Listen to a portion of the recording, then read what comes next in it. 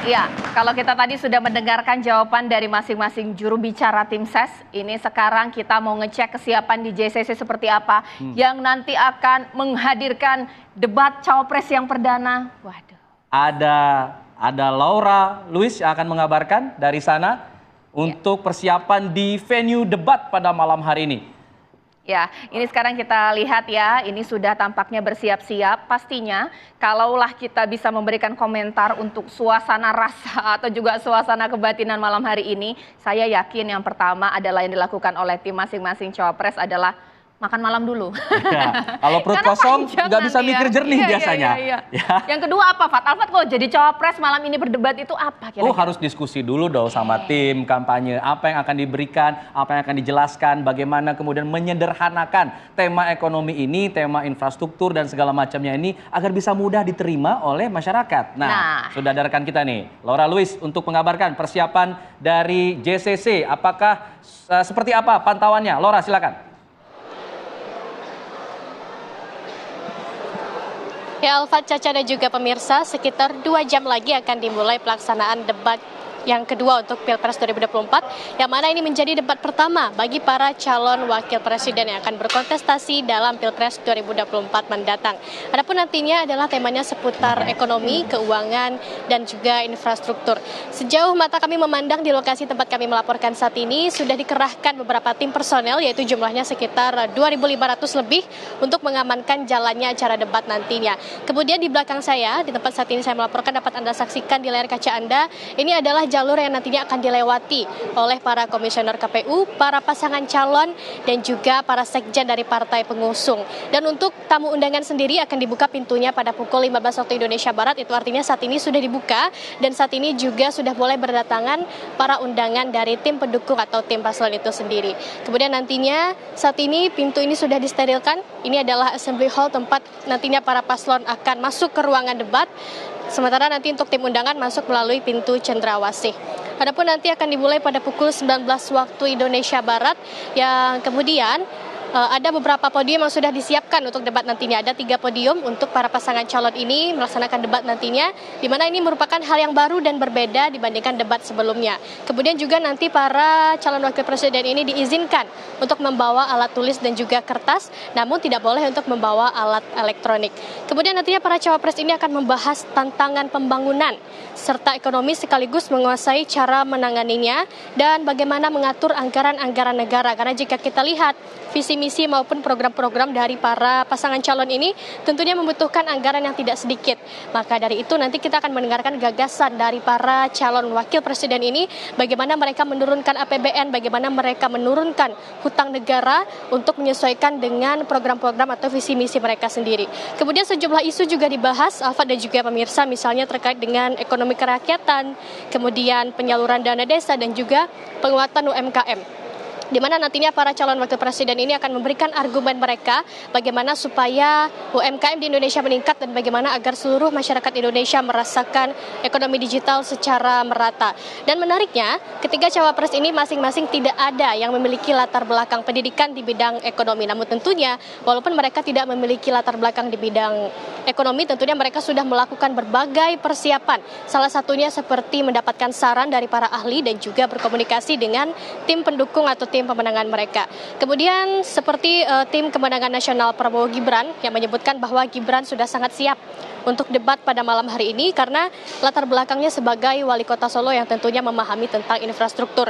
Namun walau demikian, Timnas Amin dan juga tim pemenangan Ganjar Mahfud juga menyatakan bahwa Cak Imin maupun Mahfud MD juga sudah sangat siap menguasai isu untuk debat nanti malam walaupun belum pernah menjabat sebagai kepala daerah. Kemudian salah satu yang dibahas nantinya juga adalah seputar infrastruktur, di mana seperti yang sama-sama kita ketahui pada masa pemerintahan Presiden Joko Widodo, infrastruktur adalah salah satu aspek yang paling diperhatikan. Maka nanti kita akan dengarkan bagaimana gagasan atau tanggapan dari para calon wakil presiden tentang infrastruktur. Sementara saya kembalikan ke Caca dan Alfa di studio.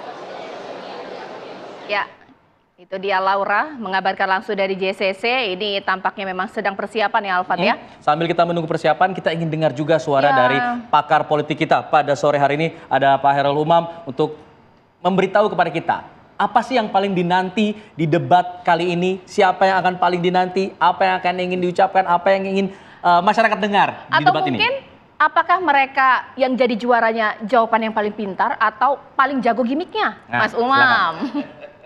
Ya, terima kasih Mas Alfa dan juga Mbak Caca. Memang debat cawapres ini rasanya yang paling ditunggu-tunggu. Kenapa? Karena kalau debat capres kemarin rasanya kita sudah bisa mengukur kapasitas masing-masing. Tapi kalau yang debat cawapres rasanya ada yang sedang deg-degan ini. Nah, siapa yang deg-degan? Wallahu alam. Tetapi begini, ada beberapa hal yang kemudian perlu kita cermati. Dalam konteks strategi debat, rasanya kalau misal kita lihat satu persatu, kubu 01 Caimin akan mencoba untuk melakukan gaspol. Karena pada posisi sebagai challenger dalam konteks pro perubahan, maka kemudian narasi-narasi kritis akan diajukan. Maka kemarin sudah ada pemanasan kritik terhadap infrastruktur. Padahal gen politik dari PKB, dari Caimin adalah pro keberlanjutan. Ya. Tetapi kemudian narasi itu sudah mulai disampaikan. Tetapi yang harus diantisipasi oleh 02, 03, Caimin itu punya kemampuan untuk melakukan, kalau istilahnya, selepet imin. Nah, ini hati-hati. Apa itu selepet imin? Kalau saya cermati, apa sih sebenarnya selepet imin? Selepet imin itu kemampuan dari Caimin dalam konteks komunikasi politik, dia bisa dalam tanda kutip mengkritik, membuli, tanpa yang dibuli itu merasa tersinggung. Bahkan ikut cekikikan juga itu. Nah, maka di level ini, antara gimmick dan narasi harus seimbang. Antara gimmick dan substansi harus seimbang. Nah, kalau misal Caimin bisa menunjukkan kapasitas selepetnya secara luar biasa, tetapi diimbangi dengan kapasitas yang bagus, tentu akan menjadi sebuah insentif elektoral yang baik. Nah, kemudian di kubu 02, Mas Gibran adalah salah satu yang ditunggu-tunggu masyarakat Indonesia. Semacam Satrio Piningit gitu ya. Karena berkali-kali diundang dalam forum debat publik tidak hadir. Nah, ini malam ini adalah sebuah pembuktian. Tetapi di saat yang sama, dalam konteks topik, Gibran sebenarnya cukup diuntungkan. Dia memiliki kapasitas penguasaan dalam konteks tata kelola pemerintahan daerah yang baik. Dia juga pernah bermain bisnis. Dia anak muda tentu paham. Bicara tentang kripto, tentang digital ekonomi, dia paham. Tetapi di saat yang sama, yang harus diantisipasi Gibran, di dalam konteks political economy itu ada namanya teori relative deprivation. Itu persepsi yang muncul di kalangan publik dalam konteks pasar yang kemudian mempersepsikan antara gap antara realitas dengan ekspektasi, antara realitas dengan harapan. Harapan dalam konteks ini Gibran itu cukup banyak yang kemudian agak dalam tanda kutip meng-underestimate kapasitas dia. Tetapi kalau dalam persiapan ini dia bisa melakukan dengan baik, argumen bisa diajukan dengan konsisten, dengan solid, maka ini berpotensi melipat gandakan, melakukan lompatan elektabilitas bagi Gibran. Nah, ini yang kemudian, tapi juga sebaliknya, kalau kemudian Gibran ternyata tidak mampu menunjukkan kapasitas secara optimal, seolah mengkonfirmasi asumsi publik bahwa, oh Gibran ternyata ya seperti yang dibayangkan. Nah, ini tentu akan kita uji dari kapasitas Gibran dan lingkaran tim di lingkaran Gibran untuk mempersiapkan ini semua. Nah, adapun kemudian 03, Pak Mahfud itu kita anggap sebagai sebuah pendekar hukum. Dan di saat yang sama kita sebagian juga ada yang sebagian agak mempertanyakan. Bagaimana Pak Mahfud akan bicara tentang ekonomi, tentang konteks digital ekonomi secara general. Tetapi ingat, ada satu situasi kalau kita cek ya Global Competitiveness Index Indonesia, memang kita kemarin sempat melakukan lompatan dari peringkat 40 melompat ke peringkat 34. Dan itu sebuah capaian cukup bagus. Tetapi di saat yang sama kita masih tetap tertinggal jauh dari Thailand, dari Malaysia. Tapi kekuatan yang bisa diambil Pak Mahfud adalah ketika bicara ekonomi tidak akan lepas dari kepastian hukum. Baik. Bicara tentang itu, bicara tentang licensing atau perizinan, bicara tentang konteks perdagangan dan lain sebagainya, Pak Mahfud punya kekuatan di situ dan harus dioptimalkan. Terima kasih Mas Umam. Ini tampaknya sudah mencatat masing-masing jubir, langsung saja dijawab. Bahkan juga kita harus minta bocoran ini persiapan dari masing-masing cawapres seperti apa ya Alfat ya. Ya, nanti kita lihat. Tapi kita lihat juga nih Pak Mahfud sepertinya memberikan statement. Kita mau dengar dulu. Kita akan lihat bagaimana kemudian apa yang disampaikan oleh Prof. Mahfud pada hari ini. Nah, ini sepertinya Prof. Mahfud Ya. langsung sampai di poskonya untuk persiapan sebelum berangkat, Caca. Kita Iya. masih menunggu audionya ini bisa terkoneksi sambil kita melihat bagaimana situasi di sana. Ya. Ya. Ini Prof. Mahfud, kita ngelihatnya dari samping ya, tapi kalau melihat dari nuansa warnanya, bisa jadi ini pakai baju adat khas dari kota kelahiran Prof. Mahfud. Ini Dari pakai Madura. baju Madura nggak ya, Mat Wah, ya? bisa jadi sih, Iya, tapi kita lihat nanti apakah itu- mudah-mudahan kamera bisa bergeser. Ini kayaknya sebenarnya Alfat ini. Ini pakai baju Madura ini. Oh. Apakah memberikan semangat nanti ketika debat? Harus gitu ya. harus gitu ya, baik ya.